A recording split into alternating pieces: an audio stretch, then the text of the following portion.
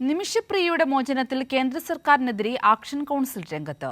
നിമിഷപ്രിയയുടെ മോചനത്തിനായി പിരിച്ച $40,000 കൊല്ലപ്പെട്ടയാളുടെ കുടുംബത്തിന് കൈമാറിയെന്ന കേന്ദ്രവാദം തെറ്റെന്ന് ആക്ഷൻ കൗൺസിൽ ആരോപിച്ചു.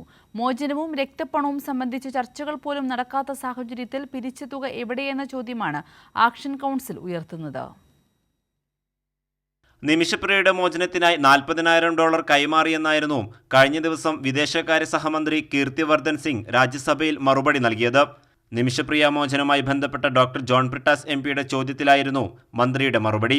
എന്നാൽ കേന്ദ്രം നൽകിയ മറുപടി തീർത്തും തെറ്റാണെന്ന് നിമിഷപ്രിയ ആക്ഷൻ കൗൺസിൽ പ്രതിനിധി അഡ്വക്കേറ്റ് സുഭാഷ് ചന്ദ്രൻ പറഞ്ഞു. നിമിഷപ്രിയക്ക് അഭിഭാഷകന് നൽകിയതും അമ്മയ്ക്ക് യമനിൽ പോകാൻ സാഹചര്യമൊരുക്കിയതും ഡൽഹി ഹൈക്കോടതി ഉത്തരവിന്റെ അടിസ്ഥാനത്തിലാണ്. നിലവിൽ കുടുംബത്തിന് കൈമാറിയെന്ന് അവകാശപ്പെടുന്ന $40,000 എവിടെ പോയെന്ന ചോദ്യം ഉയർന്നു വരികയാണ്. കേന്ദ്ര സർക്കാരിൻ്റെ തീരുമാനങ്ങളാണ്, കേന്ദ്ര സർക്കാർ നൽകിയ സഹായങ്ങളാണ് എന്ന രീതിയിൽ എടുത്തു കാണിക്കാൻ വേണ്ടിയാണ് ഈ കേന്ദ്ര വിദേശകാര്യ സഹമന്ത്രി തയ്യാറായിട്ടുള്ളത്. ഇത് വസ്തുതാപരമായിട്ടുള്ള പിശകുകളാണ്. നിമിഷപ്രിയ ആക്ഷൻ കൗൺസിൽ യമനിലേക്ക് അയച്ച $40,000 യമനിലേക്ക് അവിടെ നെഗോസിയേഷൻ നടത്തുന്ന ടീം $40,000 രണ്ട് ഘട്ടങ്ങളിലായി നെഗോസിയേഷന് വേണ്ടി ആവശ്യമാണ് എന്ന് പറയുന്ന സമയത്ത് ആ പണം നൽകാൻ വേണ്ടി യമനിലേക്ക് അയച്ചു നൽകാൻ വേണ്ടി എംബസിയുടെ സഹായം കേന്ദ്ര സർക്കാർ നൽകിയിട്ടുണ്ട്.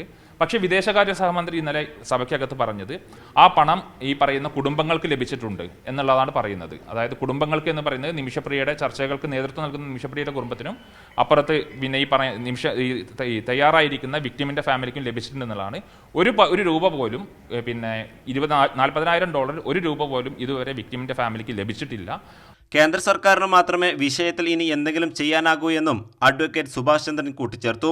കുടുംബം ആവശ്യപ്പെട്ടത് പ്രകാരം വിദേശകാര്യ മന്ത്രാലയത്തിന്റെ അക്കൗണ്ട് വഴിയാണ് പണം കൈമാറിയതെന്നാണ് കഴിഞ്ഞ ദിവസം കേന്ദ്രം വ്യക്തമാക്കിയത്. കൈരളി ന്യൂസ്, ദില്ലി.